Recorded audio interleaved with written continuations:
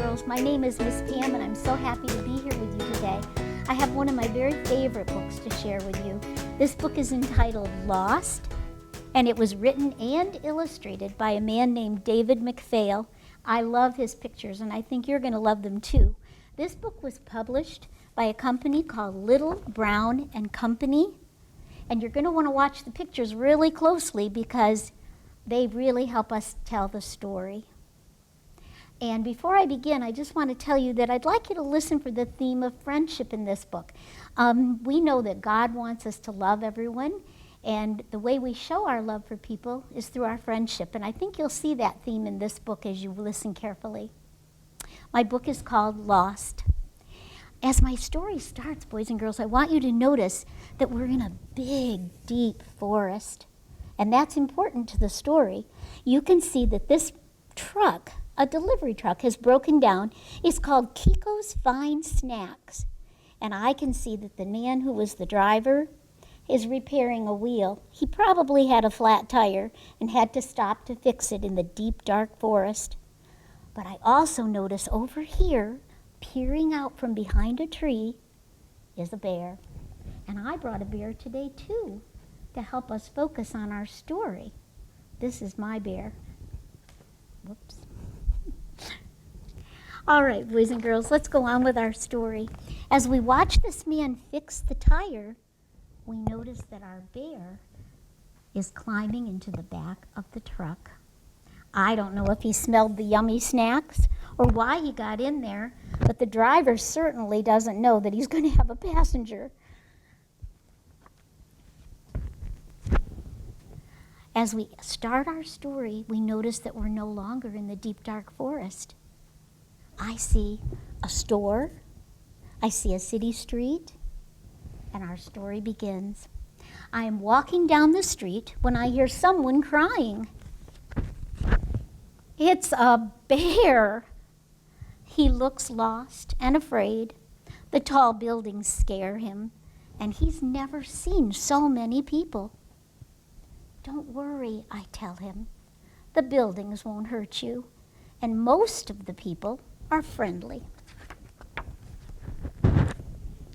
How did you get here? I ask. I climbed in to have a nap, he explains, and when I woke up, I was lost. I'll help you. Tell me where you live.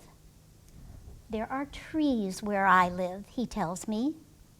So we find some trees. Now I notice that these are small trees, and they're beside a very large building. Do you think this is where he lives? More trees, he says, and water. I take him to a place where there are more trees, and water too. Do you think he meant water in a fancy fountain? No, he says, this is not it either. I have an idea. Follow me, I say. I take him to a tall building. Now, boys and girls, I know you've probably seen very tall buildings before, and in large cities, they sometimes even call them skyscrapers. One thing I want to point out to you is this is a picture of a church, and this artist is so talented that you see the reflection of the church in the windows of the skyscraper. We go inside, get on the elevator, and ride all the way to the top.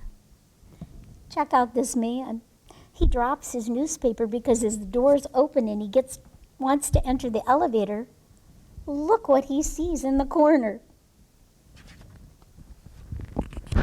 From up here, we can see the whole city.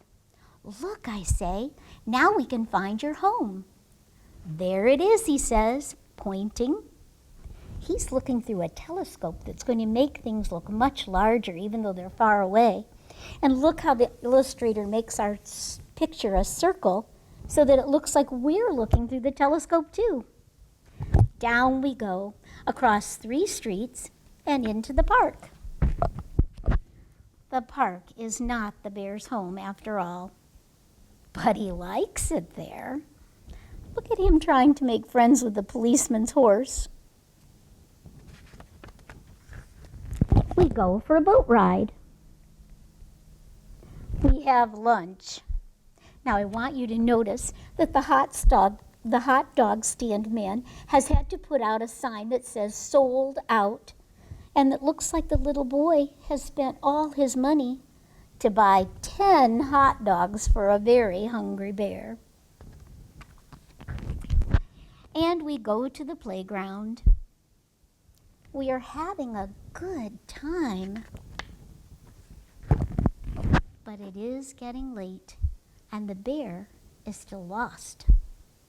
Let's try the library, I tell him. We can find out anything there.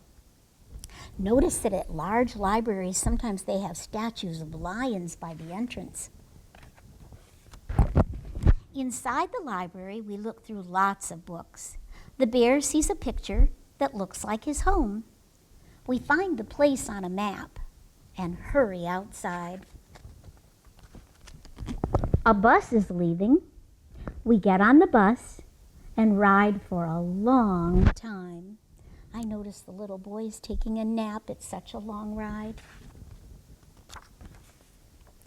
Finally, we are there. "This is where I live," says the bear. He gives me a hug and thanks me again for my help.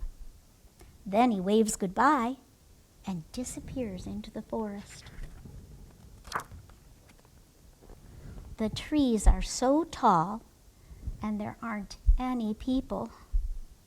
"Wait," I call to the bear. "Come back." "I think I'm lost," I tell him.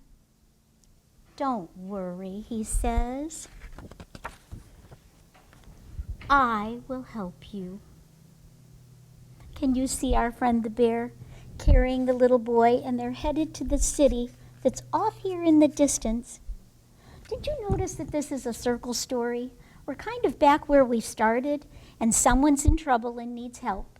Well, friendship is like that sometimes, and God wants us to help our friends and show our love for them by helping them. Thank you, boys and girls.